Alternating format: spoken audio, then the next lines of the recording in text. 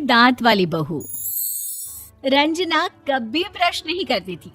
उसे कितनी बार उसके माँ बाप ने डांटा, लेकिन उसका कोई असर उस पर होता ही नहीं था, जिस कारण से उसके दांत पीले पीले हो जाते हैं। शादी के बाद अरे बहू, वैसे तो तुझ में कोई कमी नहीं है, पर तेरे दांत दांत इतने पीले कैसे हैं बेटा? कैसे मतलब? कोई सर्जरी थोड़ी ना कराई है। वो तो क्या नाम, मैं ब्रश नहीं करती थी तो पीले हो गए। अब क्या करूं? आप कहें तो लाल करवा लूं या फिर काले? यार ये क्या है, क्यों माँ से लड़ रही हो? लड़ रही हूँ? अरे मैं लड़ रही हूँ या ये बोल रही है कि दांत पीले हैं, पीले। अरे तपस्या थोड़ी ना की है इन्हें पीले करने के लिए। बकायदा ब्रश नहीं किया है 20 साल तक, तब जाकर। छी, कैसी बात कर रही हो? ये उस वक्त तो पीले नहीं थे जब हम लोग तुम्हें देखने आए थे। अरे तब साफ करवा लिया होगा डेंटिस्ट के पास जाकर। अब देखो कैसे पीले पीले लग रहे हैं। रंजना सास की तरफ गुस्से से देखती है। फिर शुरू हो गई पीले पीले पीले।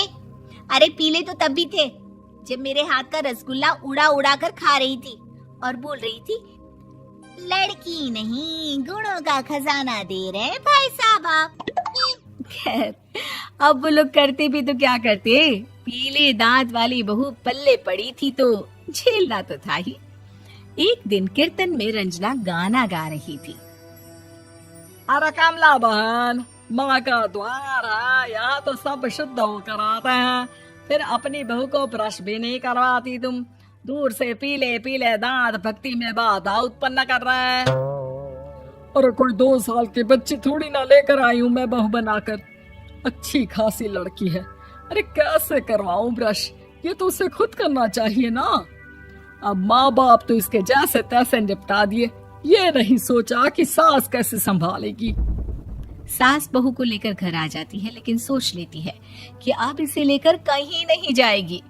अगले रोज बहू कहती है, अरे क्या हो गया, मंदिर नहीं जाना क्या? कीर्तन का वक्त हो रहा है। मेरी मधुर वाणी से कान्हा जी जागते हैं और सोते हैं। आप तो जानती है ना उनकी भक्ति में कितना मन लगता है मेरा। वो क्या है ना, तबीयत ठीक नहीं लग रही है मेरी, आराम करूंगी मैं। तबीयत ठीक नहीं लग रही?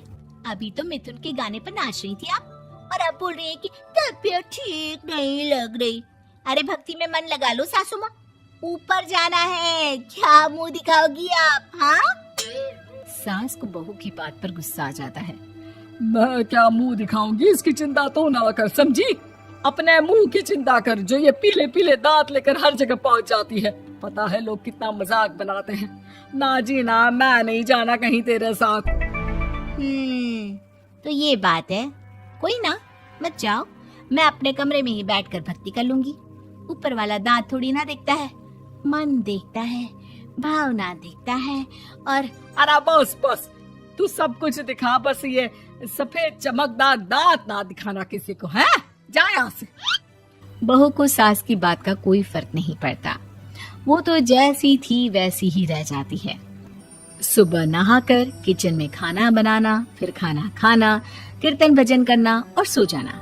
एक दिन, माँ जी मैं सहेली के घर जा रही हूँ, शाम को लेट आऊंगी। हाँ हाँ तो जाना, मैंने कौन सा तेरी आरती करनी है घर पर बैठकर। रंजना सहेली के घर जाती है, जहाँ वो पार्टी में जाने की तैयारी कर रही होती है। अरे शिखा, कहाँ जाने की तैयारी कर रही है? मैं गलत वक्त पर आ गई क्या? अरे नहीं यार, उल्टा सही वक्त पर आ गया। मैंने ये साड़ी और ज्वेलरी निकाली है यार, शाम को इनके ऑफिस की एक पार्टी में जाना है। बताना कैसा लग रहा है ये सब? नहीं यार, इस ड्रेस के साथ तो वो वाली ज्वेलरी अच्छी लगेगी। हाँ हाँ सही बोल रही है, मैंने ध्यान ही नहीं दिया। वैसे तो हमेशा से मस्त फैशन सेंस रखती है। तो बड़ा जाती होगी ना पति के साथ पार्टी में। रंजना कुछ नहीं बोलती, बस सोचती है कि यार काश ये बात सही हो जाती। पर मैं क्यों नहीं जाती पार्टी में? क्या इन लोगों की कोई पार्टी होती नहीं होगी? रंजना घर आती है और रात में पति से सवाल करती है, एक बात बताइए, आप मुझे किसी पार्टी में क्यों नहीं ले जाते? क्या आपकी यहाँ ऑफिस में पार्टी नहीं होती? पति बेचारा क्या कहता कि दांत पीले हैं तुम्हारे इसलिए। अरे कोई पार्टी होती नहीं हम लोगों के ऑफिस में, तो कहाँ से लेकर जाऊं? और मार्केट, मॉल, कहीं वीकेंड घूमना, कहीं तो।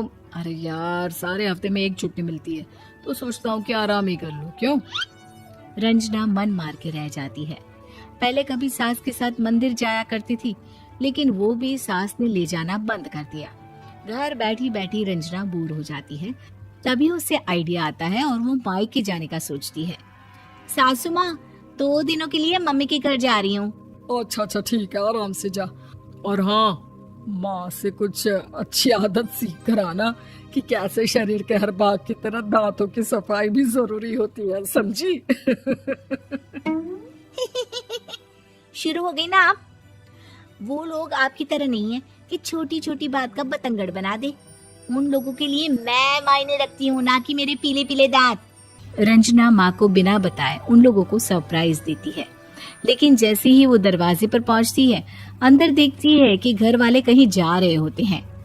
अब माँ, काश रंजना दीदी के दांतों वाली प्रॉब्लम नहीं होती, तो वो भी हम लोगों के साथ चलती ना बुआ जी की बेटी की शादी में। हाँ बेटा, लेकिन अब उसे कौन समझाए कि उसको उसके पीले दांत नहीं दिखते, लेकिन उसके आसपास के लोगों को कितना एम्बैरेसिंग फील कराते हैं। मुझे तो कितनी बार उसके स्कूल की टीचर ने शिकायत की कि उसके साथ कोई लड़की बैठना भी नहीं चाहती, और ना ही कॉलेज में कोई उससे बात करना चाहता था। लेकिन पता नहीं क्यों उसे ये बात समझ में ही नहीं आती। कोई कमी नहीं है उस लड़की में, बस यही कि दांत पीले हैं। वो तो भला हो जीजा जी और उनकी माँ का, जो दीदी को जैसी है वैसे ही रखा हुआ है। रंजना को अपने घर वालों की बात सुनकर बहुत दुख होता है। वो सोचती है कि वो क्या करे, लेकिन फिर वो सीधा डेंटिस्ट के पास जाती है, अपने दांत चमकाती है और कसम खाती है कि वो रोज ब्रश करेगी। अरे क्या हो गया? तुम तो 2 दिनों के लिए गई थी ना। पर कोई ना, अच्छा है, चलो आ गई तो। रंजना सास के सामने आकर खड़ी हो जाती है और पूरी स्माइल करती है, उसके चमकदार दांतों को दिखाती हुई। हैं? चले मंदिर।